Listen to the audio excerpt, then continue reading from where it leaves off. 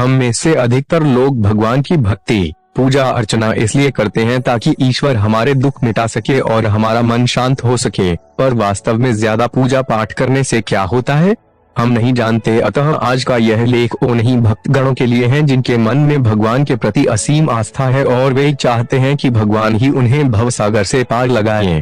यह लेख इसलिए भी लिखा गया है क्योंकि अधिकतर लोगों को लगता है मुंह से हरे कृष्णा हरे रामा बोलना ही सबसे उत्तम है।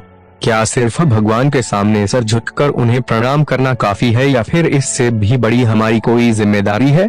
जी हाँ, ऐसा क्यों होता है कि भगवान की भक्ति करने वाले लोग अक्सर ज्यादा दुखी दिखाई देते हैं उनकी अपेक्षा जो अय्याशी करते हैं? वास्तव में इसके पीछे का कारण आप तभी समझेंगे जब आप इस लेख में दी गई एक एक बात को ध्यान पूर्वक समझेंगे। ज्यादा पूजा पाठ करने से क्या होता है? लाभ या समय की बर्बादी। पूजा पाठ हमें थोड़ी देर के लिए मानसिक शांति दे देती है, लेकिन कुछ पल बाद वही बेचैनी हमारे समक्ष फिर खड़ी हो जाती है। ऐसे में मनुष्य इस दुविधा में पड़ जाता है कि पूजा पाठ का असल में लाभ होता भी है कि नहीं। देखिए, समस्या पूजा पाठ में नहीं है, बल्कि दिक्कत हमारे अज्ञान में है। हमें नहीं पता यज्ञ क्या है, हवन, भजन, कीर्तन, भक्ति क्या है, लेकिन फिर भी हम इन चीजों को निभाने लग जाते हैं। दरअसल हम खुद को ही इस बात से ठगाए रहते हैं कि हमारी वास्तविक समस्या क्या है।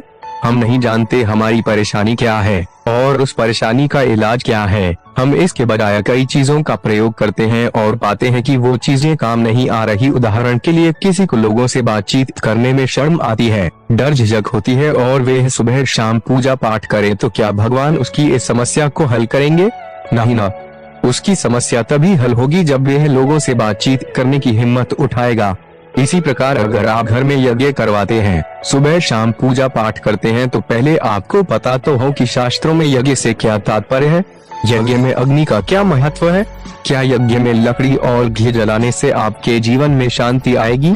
अगर आप सिर्फ पंडितों के कहने पर घर में यज्ञ करवा लेते हैं पर यज्ञ का वास्तविक अर्थ नहीं जानते तो फिर यज्ञ आपके क्या काम आएगा? आज की नई पीढ़ी धर्म के नाम से बिदकती है। वो पूजा पाठ, भक्ति, हवन इत्यादि शब्दों से ही दूर भागती है। वास्तव में ऐसा क्या हुआ कि जो भारत एक धार्मिक देश कहलाता था, जहाँ ऋषियों और बड़े बड़े संतों का जन्म हुआ, उसी भूमि पर जन्म लेने वाले लोग धर्म से ही दूर क्यों होने लगे? इसके पीछे बड़ा कारण है धर्म का अंधा अनुकरण। बिना जाने बूझे पूजा पाठ करते करते ये स्थिति उत्पन्न हो गई कि अब एक पीढ़ी धर्म से दूर ही होने लगी है। उसे पता लगने लग गया है कि जो पाठ जब हमारे माता पिता या पूर्वज करते थे उनसे वास्तव में तो कुछ लाभ होता नहीं, तो भला हम क्यों करें? उन्होंने देखा बचपन में कि दादी घंटी बजाकर पूजा पाठ कर रही है तो दूसरी तरफ उनका ध्यान की कुकर की सीटी पर लगा हुआ है, तो वो जान जाते हैं कि ये सब क्या चल रहा है। अतः इस प्रकार जब धर्म को हम समझते नहीं, धार्मिक क्रियाओं का असल महत्व हम जानते नहीं, बस निभाते रहते हैं, तो इसका परिणाम ये होता है कि एक पूरी पीढ़ी ही धर्म से दूर हो जाती है। पूजा पाठ कब लाभदायी है? पूजा पाठ तभी लाभदायी है जब हम धार्मिक क्रियाओं का महत्व जानें। कोई भी धार्मिक गतिविधि का हम पालन करें, इससे पूर्व यह समझें कि इसका उद्देश्य क्या है। अगर आप धर्म नहीं जानते तो भला कोई भी पूजा पाठ किस काम आएगा? अगर आप घर में यज्ञ करवाते हैं इस मंशा के साथ कि यज्ञ में लकड़ी जलाकर हवा शुद्ध हो जाती है, तो इससे आप भला किसको बेवकूफ बना रहे हैं? वैसे ही पर्यावरण में प्रदूषण बढ़ता जा रहा है, पर वास्तव में यज्ञ का अर्थ है स्वयं की आहुति देना, अर्थात अपने ज्ञान, ऊर्जा, समय, पैसे इत्यादि सभी संसाधनों को किसी सही कार्य में झोंक देना, ताकि सीधा आपको दुखों से मुक्ति हो और परमात्मा से मिलन हो सके। तब वास्तव में यज्ञ का फायदा हुआ। इसी प्रकार अगर आप कृष्ण राम की मूर्ति के आगे झट से हाथ जोड़ लेते हैं और समझेंगे कि भगवान आपको आशीर्वाद देंगे, तो ऐसा करके लाभ नहीं होगा। फायदा आपको मात्र तब होगा जब आप राम का योग वशिष्ठ सार पढ़ेंगे और कृष्ण की गीता में लिखी बातों को समझेंगे।